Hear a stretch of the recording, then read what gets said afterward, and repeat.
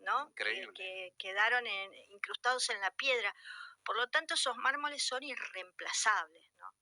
Porque no podemos conseguirlos. Y uno puede ver las almejas con solo mirar los escalones. Exactamente, se ven los redondelitos y se empieza, yo muchas veces me siento en las escaleras y observo porque tiene unos dibujos maravillosos ese mármol, ¿no?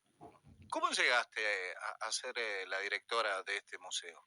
Bueno, yo vengo de Buenos Aires, vine a Córdoba, trabajaba en Plaza de Mayo para el Estado Nacional, y vine a Córdoba porque me enamoré de un cordobés, por lo tanto pedí el pase y me encontré con este edificio que era una réplica pequeña de lo que es el Ministerio de Economía en Buenos Aires. Es exactamente igual, pero más pequeño. Y me llamó poderosamente la atención.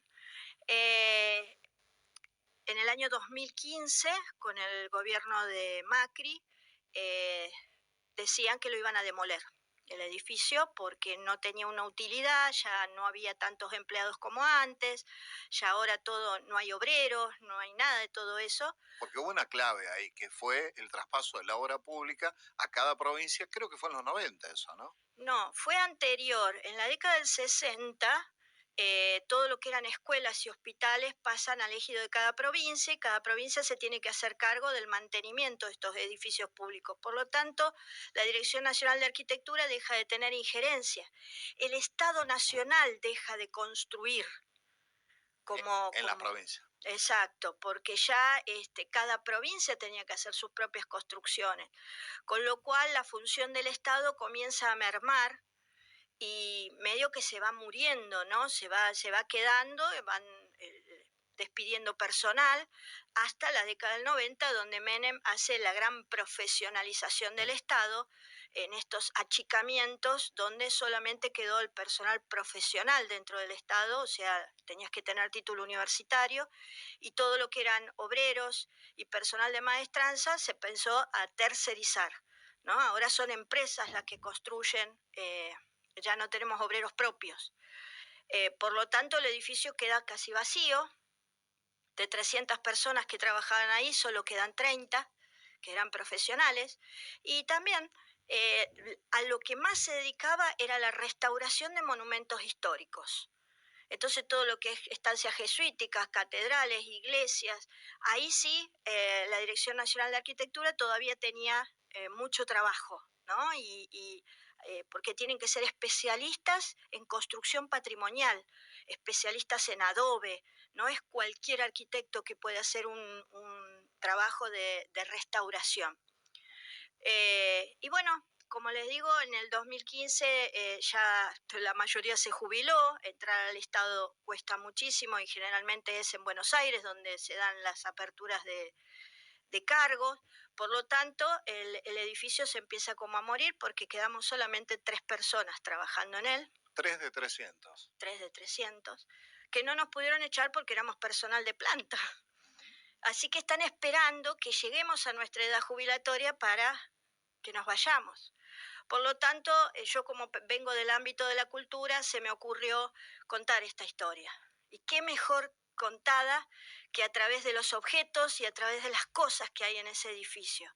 Y así como comenzamos el proyecto de armar un museo que protegiera el gran archivo histórico que hay ahí.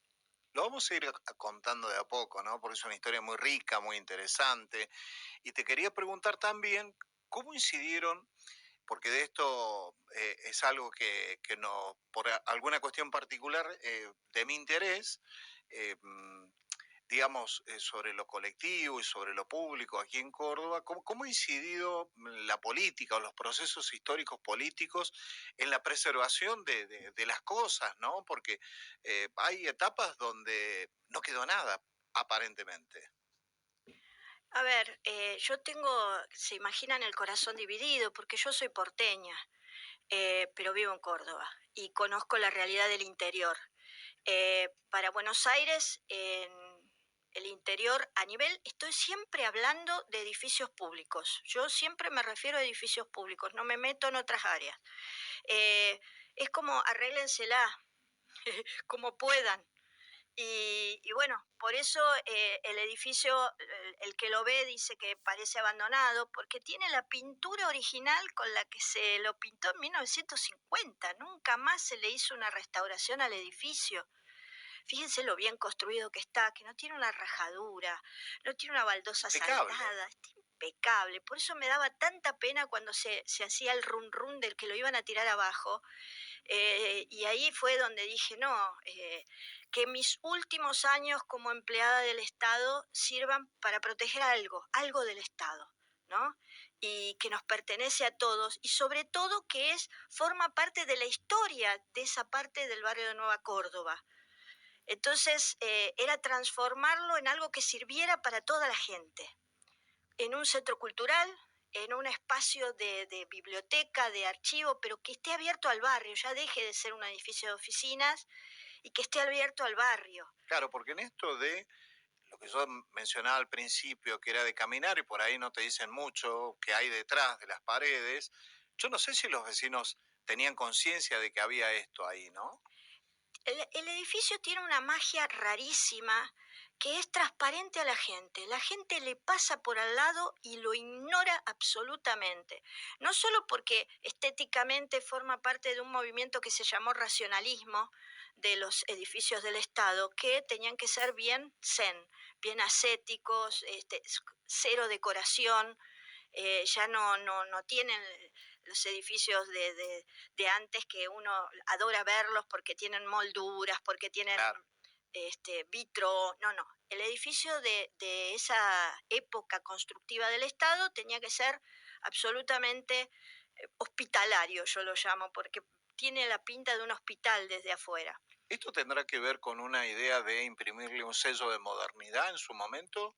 Es un movimiento internacional el racionalismo, ¿no? Y el monumentalismo también forma parte de un movimiento internacional. Se dieron todos los grandes líderes de los estados, construían así. Si ustedes vieron en Buenos Aires lo que es el Banco Nación, es una cosa que es enorme. Uno entra y te agobia la enormidad de esas columnas, de esos lugares porque formaba parte de un movimiento donde yo como presidente de la nación tengo que mostrar un Estado fuerte, enorme, inamovible, rico. Y así eran todos los edificios del Estado. Fíjate vos que aquí en Córdoba me parece que hay un buen ejemplo con la ciudad universitaria que construye el peronismo. Sí. Y qué paradoja, ¿no? Porque siempre fue un territorio hostil al peronismo, la universidad, y nada menos que Perón fue el que la construyó aquí en Córdoba, semejante ciudad universitaria. Y si uno, por ejemplo, se para en el inicio del bulevar que lleva al pabellón Argentina, a medida que se acerca, se va corporizando esa monumentalidad, ¿no? Bueno, por eso el edificio de arquitectura también, el lugar donde está emplazado, es que estamos exactamente a 5 cuadras de Ciudad Universitaria. Era para tenerlo cerquita y poder seguir las construcciones de cerca, ¿no? Los inspectores de las obras podían ir caminando a las obras porque lo tenían ahí nomás. Y sí, forma parte del pabellón Argentina, encima le han puesto una iluminación tan teatral que nos da cuenta de ese estado rico que era la Argentina, esa cosa imponente, ¿no? Y que ya no va a volver. No se va a volver a construir de esa manera, Claro. porque aparte ya no ese es el mensaje que el Estado quiere dar a su pueblo y a los demás países, es otro. Entonces, esa forma de construcción, por eso es tan importante preservarla, custodiarla, porque ya no va a volver a construirse de esa manera. Claro, y evidentemente es un momento que, cuando digo momento, no hablo ni de días ni de semanas, incluso de años, más de décadas, de no preservar, de descuidar, de romper, de tirar, de no darle importancia a todas las cosas, ¿no? Bueno, son momentos, como vos decís, de evolución que vamos teniendo. Acá en Córdoba cuesta todavía, somos medios lentos acá en lo que se refiere a proteger el patrimonio arquitectónico. Por supuesto, Buenos Aires nos lleva a la delantera a nivel legal. Acá solamente tenemos una ley del año 73 que protege las fachadas. Por eso tenemos lo que se llama fachadismo. Ustedes van a ver, por ejemplo, el fachadismo más conocido es el del edificio inteligente, que tiene la fachada del edificio viejo y todo atrás una monstruosidad de vidrio, porque la ley nunca fue modificada ni reglamentada como para realmente proteger los edificios hermosos que tiene Córdoba. Toda la parte colonial se está perdiendo absolutamente todo en función del desarrollo inmobiliario, ¿no?, que estamos teniendo. Entonces, Claro. lo que eran las 70 manzanas fundacionales, donde estaba toda la parte, es justamente la parte más cara y donde más torres tenemos. Por lo tanto, al no haber leyes que lo protejan, cada vez va desapareciendo todo lo patrimonial de Córdoba. Claro, una zona de una inmensa riqueza patrimonial, Inmensa. como es Nueva Córdoba, como es el centro mismo, Ujú. donde casas familiares tenían un despliegue digamos, de estilos y que le pasaron la topadora y construyeron un edificio, locales comerciales, digamos, y es una lástima porque en realidad, digamos, ni siquiera llegan a acercarse de ninguna manera al valor que ya tenían, ¿no? Mira, justamente ayer estuvimos con mi hijo en el Palacio Minetti, que ahora es una heladería, y realmente no pudimos ni siquiera quedarnos a tomar un café, porque nosotros lo conocimos que estaba en impecable estado ese palacio, impecable, y cómo lo plancharon todo y lo destruyeron para hacer esta propuesta gastronómica, nos dio mucho dolor, porque no era necesario destruirlo por dentro para hacer esto.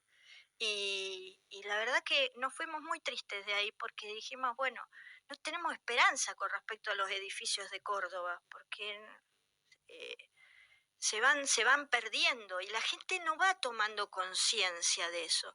Por eso la misión de nuestro museo es eso, hacer docencia, educar al soberano, educar a la gente y decirles, miren, miren todo el patrimonio que aún existe y tratemos de protegerlo. Nosotros iniciamos unas diplomaturas en el museo justamente para mostrar el patrimonio, tanto religioso, que también se empieza a perder, como el patrimonio funerario. Ya las formas de morir son otras, por lo tanto ya no se construyen más panteones y bóvedas de un lujo impresionante como hay en el cementerio San Jerónimo, y que están todos los estilos arquitectónicos representados ahí, ¿eh? Tenemos el Art Deco, el Art Nouveau, racionalismo, tenemos de todo y ya no va a volver a construirse eso. Y lo mismo con las iglesias. Es una tendencia mundial de refuncionalizar las iglesias porque ya la gente no va a rezar, no va a tomar misa ni nada, y las iglesias comienzan a padecer que no pueden ser sostenidas, ¿no?, por la comunidad y se refuncionalizan. Mi hijo ha dado clase en la diplomatura de patrimonio religioso mostrando una iglesia en Europa que se convirtió en pileta de natación. Mirá. Y, y realmente cuando vos ves esas construcciones tan magníficas, y pienso Córdoba, con toda la cantidad de iglesias que tiene, de todos los cultos, ¿qué va a pasar con todo eso? Claro, y fíjate vos que incluso en términos de patrimonio funerario, que hay una riqueza cultural, política, arquitectónica, es decir, no hay solamente un motivo de interés, como es el cementerio San Jerónimo, por ejemplo, y que ha llegado tarde, porque en eso Buenos Aires, con el ejemplo más conocido de Recoleta, nos lleva años, donde se han convertido prácticamente en un museo que eh, ha visitado muchísima gente, millones de personas han ¿Vos sabías pasado, que ¿no? la Recoleta todavía no es patrimonio nacional? Ajá, De las 400 bóvedas que hay, que son súper espectaculares, solo 97 tienen una protección patrimonial. Todavía no se logra, fíjate vos, la Recoleta, nombrarlo Monumento Histórico Nacional en su totalidad, siendo que entraría por todos los órdenes, no solo a nivel arquitectónico, sino por la cantidad de personalidades que hay ahí descansando. Y sin embargo no se logra, por eso es todo un tema. El patrimonio siempre es controversial, siempre. siempre. y los que trabajamos con patrimonio siempre parecemos payasos tristes porque vamos detrás de los lugares tratando de ganarle al olvido, ganarle a la destrucción, ganarle a la pérdida de la identidad de los pueblos, ¿no? Si la gente tomara conciencia de que forma parte de tu identidad, tu iglesia, tu escuela, tu hospital, lo que te rodea como edificio, forma parte de tu historia. Si la gente pudiera, creo que destruiríamos menos, ¿no? De eso se trata. Y por eso estamos hablando con la directora del Museo y el Archivo de la Dirección Nacional de Arquitectura aquí en Córdoba, Alejandra Carballo. De 22 a 24, El Dirigible por Nacional, con Raúl Villarroel, el nuevo dirigible.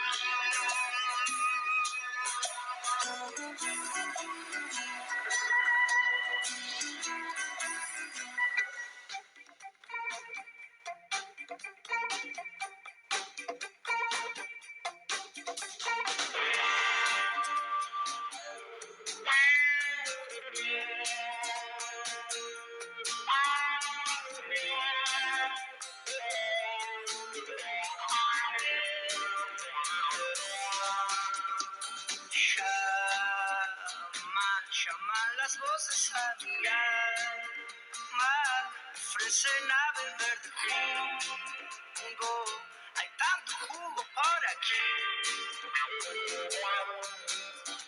Y cantan y hablan de días entre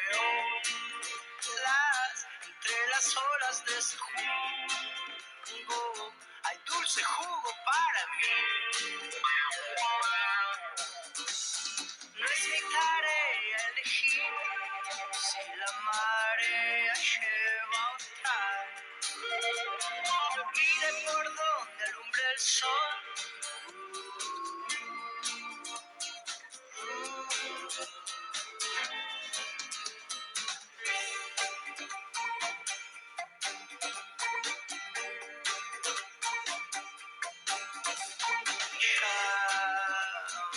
Llaman las voces a tu mar, ofrecen a beber jugo, hay tanto jugo por aquí. Así que calma cuando todo se vuelva oscuro, busca en los mares de ese jugo, hay dulce jugo para ti. No es tu tarea elegir si la marea lleva o trae. Irás por donde alumbre el sol.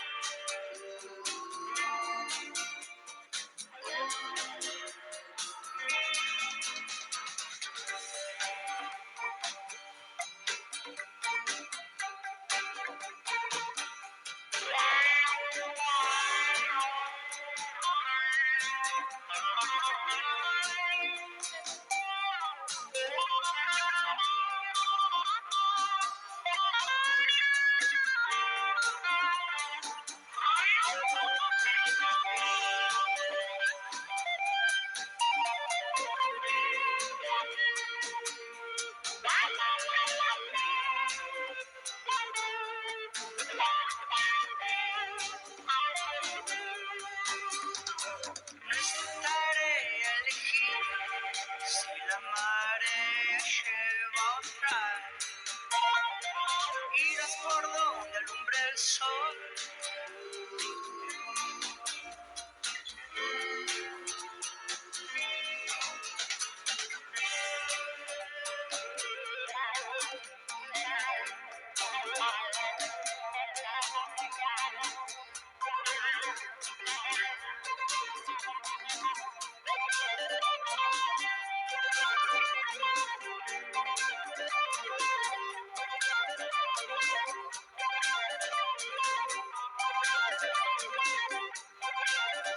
La música en nuestro programa a esta hora con Los Espíritus haciendo jugo.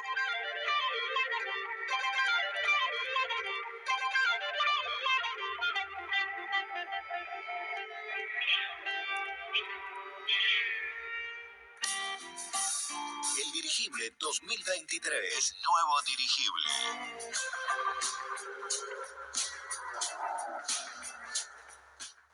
Es Radio Nacional, es tu verdad, tu identidad, es mucho más.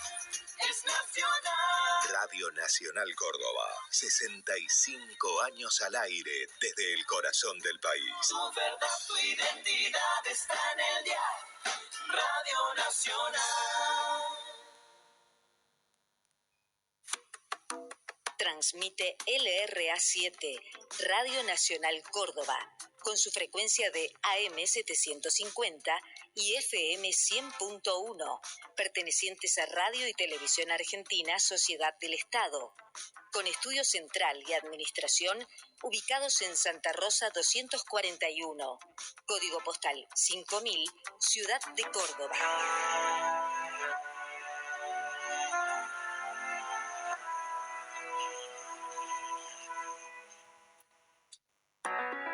Somos muchos. La Argentina es grande. Puede haber grandes distancias entre nosotros, pero todos queremos amar y ser amados. Y a nuestra manera queremos esta tierra. Eso nos une, eso nos marca. Radio Nacional. Marca País. Radio Nacional Córdoba. La radio pública.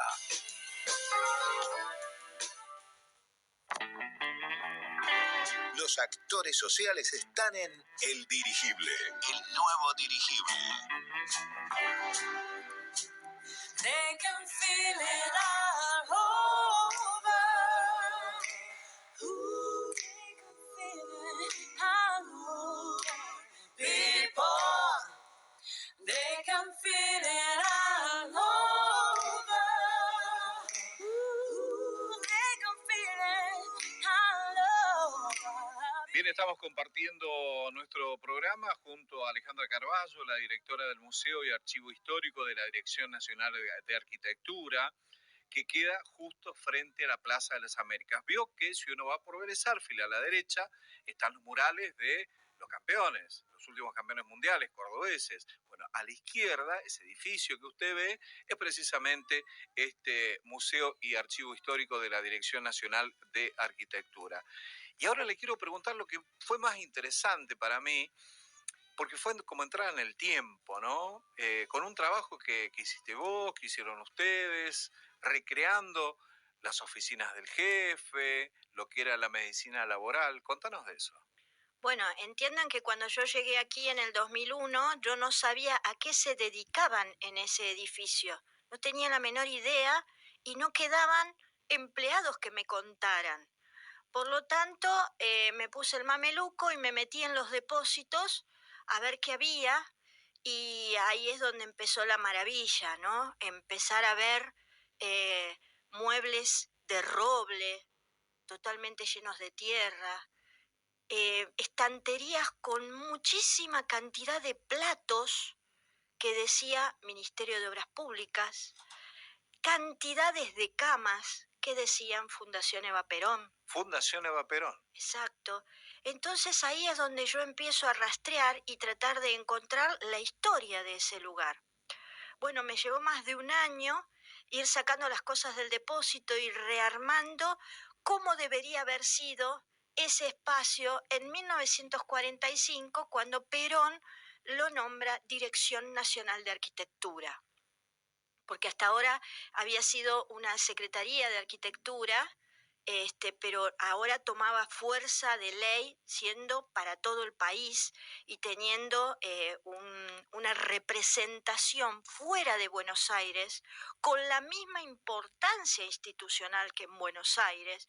Era la primera vez que se daba que el interior tenía su propia cabecera de obra pública. Entonces ya no todo lo manejaba Buenos Aires. Lamentablemente ahora lo hemos perdido porque volvimos todo para Buenos Aires, pero Córdoba se había transformado como en la capital del interior, en lo que se refiere a la construcción de edificios públicos. Así que empecé a hurgar en el archivo y encontrar cartas maravillosas de gente que escribía solicitando escuelas. Yo siempre muestro para la Noche de los Museos que tengo un expediente de la Fundación Eva Perón, donde hay una carta dirigida a Eva Perón, donde los niños todavía no sabían leer y escribir y le firman con el dedito, mandándole un beso a Evita para que les construya una escuela modelo Presidente Perón, que eran las escuelas que tenían comedor para darles de comer, ¿no? Eran como escuelas hogar que hacía en esa época. Fue desesperante tratar de hurgar en el archivo a ver si realmente se había llegado a construir esa escuela. Esa escuela está en Loma Bola y sigue funcionando como escuela, y el PAICOR ahora cumple la función de darles de comer, y es muy emocionante ver que la Argentina continuó con esos proyectos. Y así es como empecé a encontrar la historia dentro de esos depósitos y empecé a armar. Y armé primero la oficina del director, con todo el mobiliario lujoso que tenían en esa época, donde al director se le daba portafolio de cuero, ropa, tacitas de loza. Era todo un gasto que hacía el Estado Nacional en esa época. Porque además la vajilla, y uno puede comprobar con los que vos nos mostraste, la vajilla y otros elementos, también establecían categorías entre los jefes, los empleados, los profesionales, ¿no? Yo en el café del museo siempre les muestro a los visitantes las dos vajillas, ¿no? La vajilla del personal jerárquico, que es de loza y con el logo del Ministerio de Obras Públicas, y la vajilla del obrero, que era un plato de lata todo abollado, y se marcaban esas jerarquías dentro del Estado, ¿no? Ahora es todo mucho más horizontal.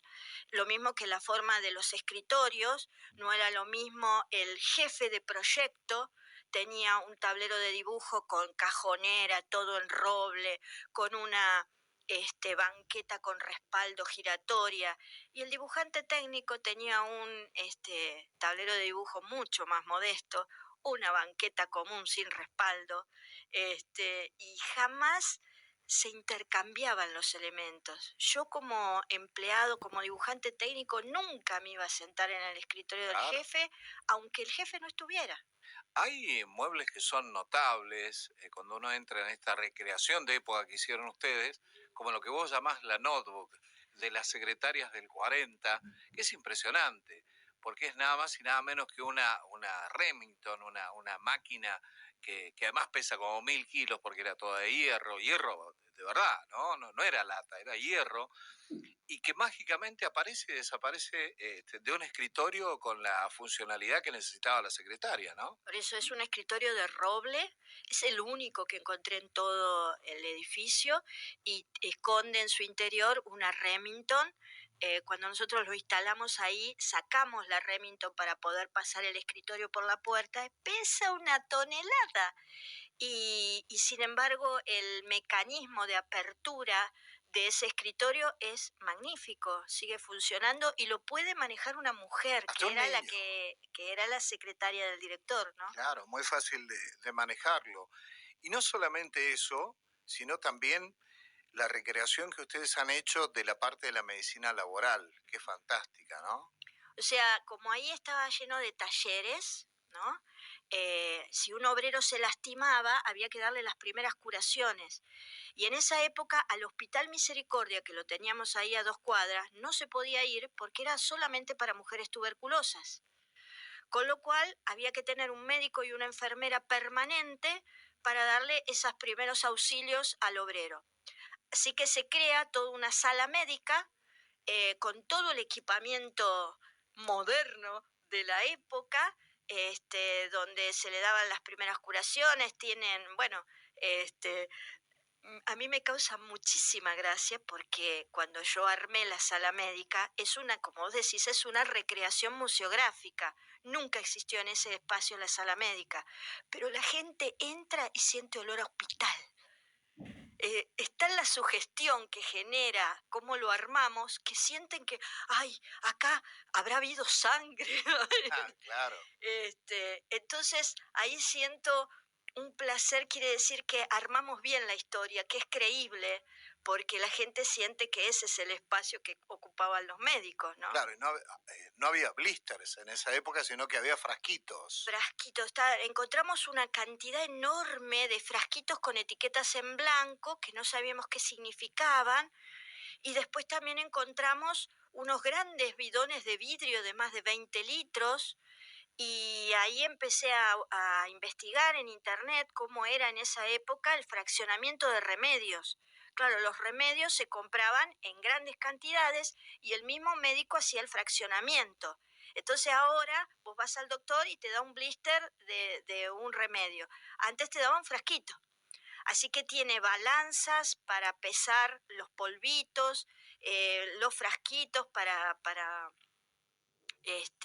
los remedios, y bueno, todo eso se fue encontrando en el depósito, y todos los días entro y encuentro algo más. Es como interminable, es impresionante la historia que hay ahí adentro, preservada por los empleados. Claro, incluso una última anécdota antes de hablar, algo que interesa mucho, por ejemplo, lo de ver un mármol que tiene una parte borrada. ¿Y por qué tiene una parte borrada? ¿De qué se trata ese mármol? Bueno, la Revolución Libertadora en 1955, el odio que genera esa terrible época, nos llega a nosotros como empleados del Estado con órdenes, ¿no? Así como tiraron abajo el Palacio Unzué, donde hoy está la Biblioteca Nacional, y uno ve los videos en internet y te pone la piel de gallina con qué odio destruían ese edificio, como si matar un movimiento político fuera a través de un edificio. Donde vivía Perón, ¿no? Vivía Perón y ahí murió Evita. Y entonces, ¿qué pasa? El 70% de los empleados del Estado Nacional de esa época eran peronistas. Por lo tanto, para poder mantener su trabajo, tenían que quedarse callados y llorar en silencio esa destrucción.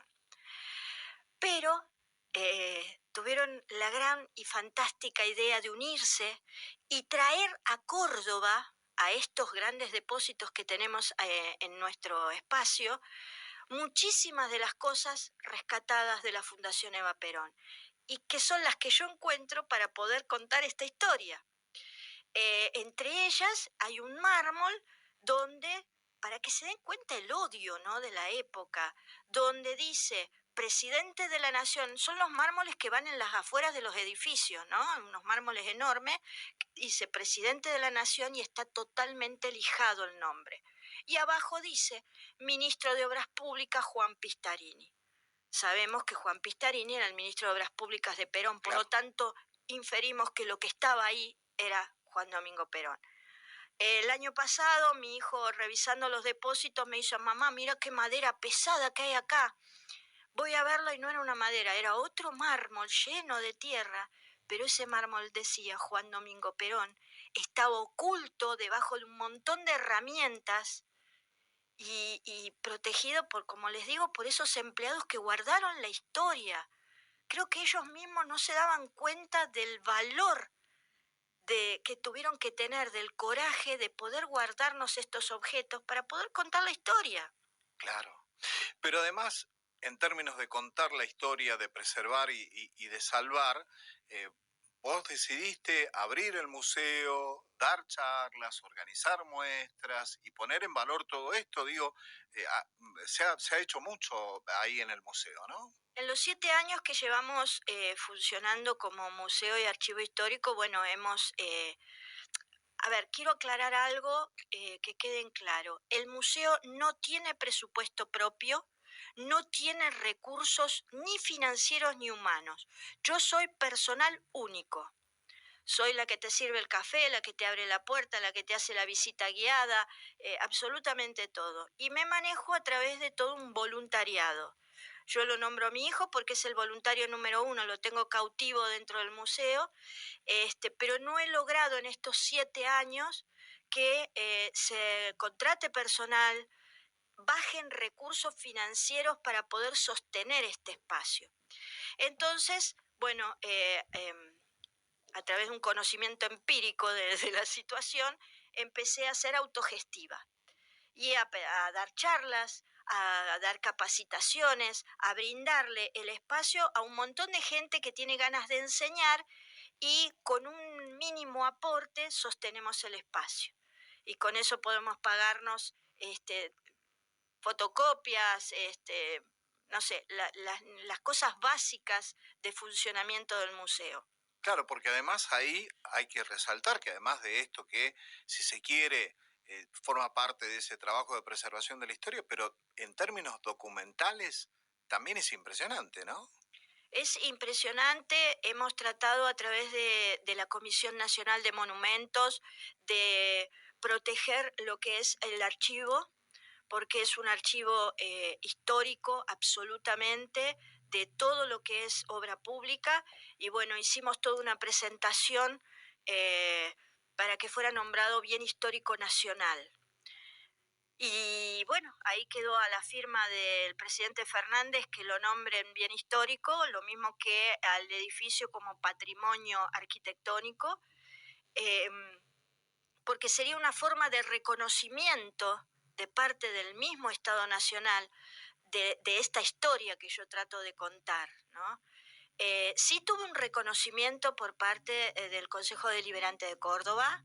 Ellos sí me dieron un beneplácito por la diplomatura en patrimonio funerario que hicimos y fue muy lindo porque realmente que es la palmada en la espalda que necesitábamos para decir sigan adelante que van bien. Que están haciendo algo para la gente, ¿no? Para mostrarle a la gente que la historia se puede contar de otra manera, no solo de forma aburrida, sino...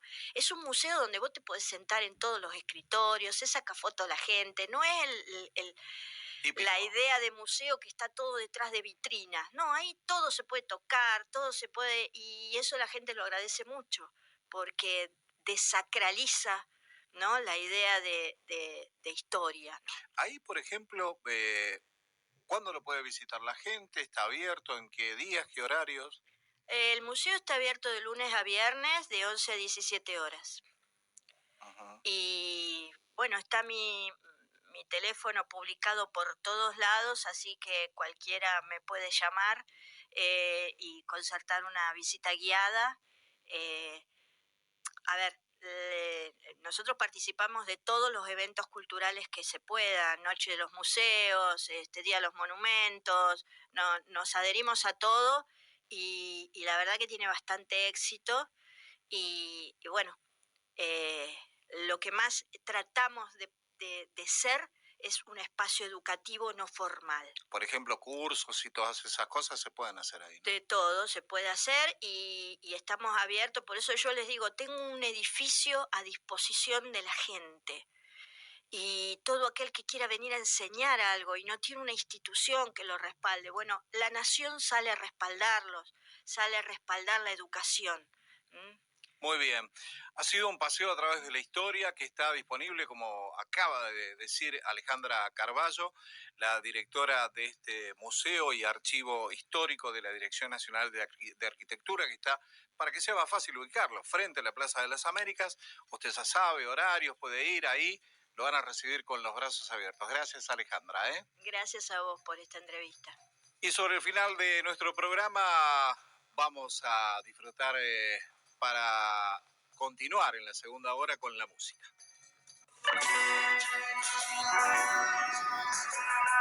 De 22 a 24, El Dirigible por Nacional.